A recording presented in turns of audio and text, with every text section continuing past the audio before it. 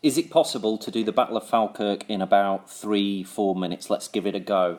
This is GCSE Warfare Through Time, short revision clips. We're looking at the Battle of Falkirk, 1298, and whenever you're doing battles on this GCSE course, you're using them perhaps as examples of changes and developments and key features of this period of medieval warfare. So, Battle of Falkirk, 1298, William Wallace for Scotland versus Edward I, King of England.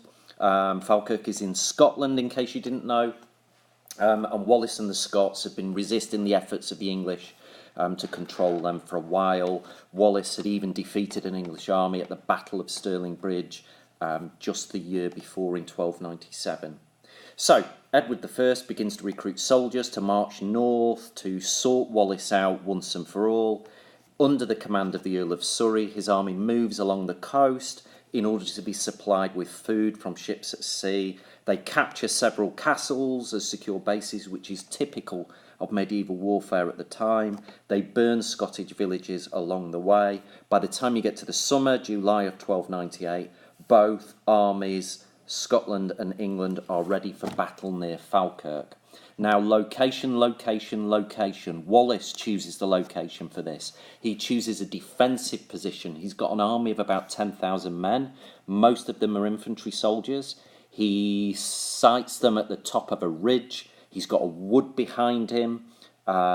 He's got marshland in front of him as well. All of these things offer some protection.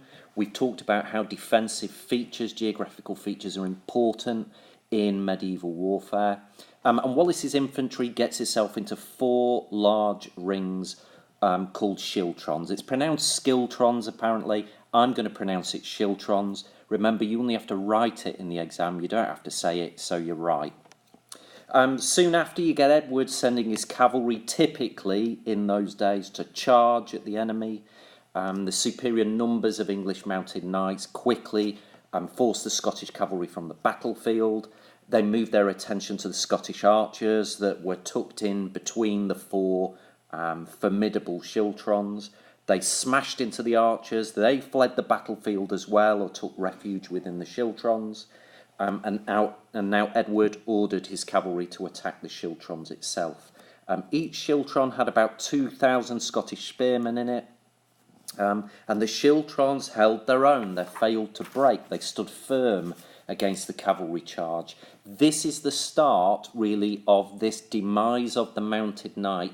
The fact that the mounted knight was becoming less significant on the battlefield as the tactics of schiltrons started to negate their advance. So Edward makes a decisive move now, with his cavalry having failed to subdue the schiltrons. He moves his 5,000 longbowmen forward, and again you're seeing that change in medieval warfare here. You're seeing the longbow become the decisive force on the battlefield in medieval times, as thousands of arrows are raining down on the schiltrons. The Scottish spearmen are pretty vulnerable. They're not really well protected without helmets or armour. Gaps start to emerge in the schiltrons as men fall, and the English cavalry can then exploit those gaps, surge into the openings. The schiltrons slowly disintegrate, and then Edward can move his superior numbers, his infantry, into the battle, and it's game over, really. Edward wins the Battle of Falkirk and could now use it to control Scotland even more. Wallace manages to escape, is eventually captured and executed in London. You've seen the film, even though it's historically inaccurate, Braveheart with Mel Gibson, all about the life of William Wallace. That's 4 minutes. Thank you.